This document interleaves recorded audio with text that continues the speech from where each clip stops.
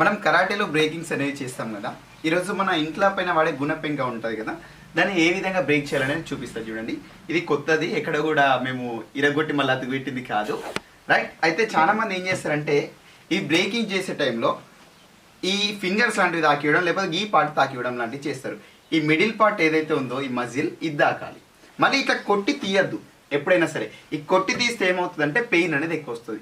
మరి ఏం చేయాలంటే ఈ హ్యాండ్ అనేది టైట్గా పట్టాలి, ఈ థంబ్ ఫింగర్ ఫోల్డ్ చేయాలి, హ్యాండ్ అనేది టైట్గా పట్టాలి, ఈ పార్ట్ తాకివ్వాలి. చూడండి, నేను బ్రేక్ చేసి చూపిస్తాను.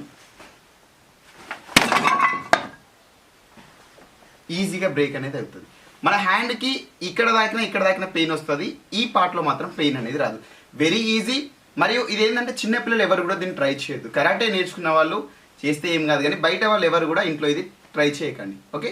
ఇంకా ఏమైనా ఇలాంటి ఇన్ఫర్మేషన్ వీడియోస్ కావాలనుకుంటే మాకు ఛానల్ని సబ్స్క్రైబ్ చేసుకొని లైక్ చేయండి, ఓకే. Thank you.